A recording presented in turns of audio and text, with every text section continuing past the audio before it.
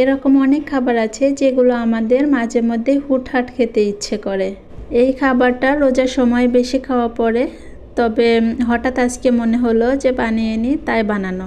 Hi everyone, আসসালামু আলাইকুম। আমি সুমনা সিদ্দিকা, আপনাদের সবাইকে ওয়েলকাম করছি নতুন আরেকটি ডেইলি ব্লগে। আশা রাখছি বরাবরের মতো আমার আজকের ভিডিওটা আপনাদের কাছে খুব ভালো লাগবে। আজকের দিনটা ছিল শুক্রবার, তার জন্য শুক্রবার মানে কিন্তু স্পেশাল কিছু রান্নাবান্নার আয়োজন হয়।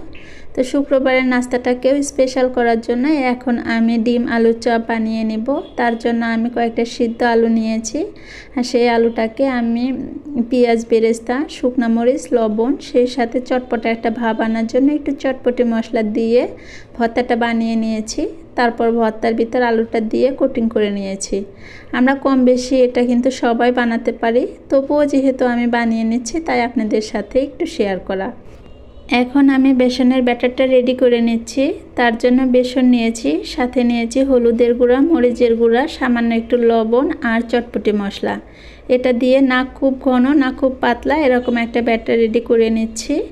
এটা রেডি করার পরে আমি আর কি চপগুলো একে একে ভেজে নেব। আর ভিডিওর এই পর্যায়ে এসে আপনাদের সবার কাছে একটা রিকোয়েস্ট রাখছি, আমার আজকের ভিডিওটা যদি আপনাদের কাছে কোথাও কোনো অংশ একটু হলেও ভালো লাগে তাহলে প্লিজ একটা লাইক দিতে ভুলবেন না। আর আপনি যদি আমার চ্যানেলে আজই নতুন হয়ে থাকেন বা এরকম ভিডিও আরও দেখতে চান তাহলে আমার চ্যানেলটা সাবস্ক্রাইব করে আমার পাশে থেকে যাবেন। আর অলরেডি যারা এই কাজটা করে দিয়েছেন তাদেরকে জানাই অসংখ্য ধন্যবাদ। তো সন্ধ্যার নাস্তাটাকে আরও একটু স্পেশাল করার জন্য এখানে আমি চাও বানিয়ে নিয়েছি। তো আমরা সবাই মিলে এখন সন্ধ্যার নাস্তাটা করে নেব, আর সেই সাথে আপনাদের কাছ থেকে এখানেই বিদায় নিয়ে নেব। দেখা হবে পরবর্তীতে নতুন কোনো ভিডিওর সাথে।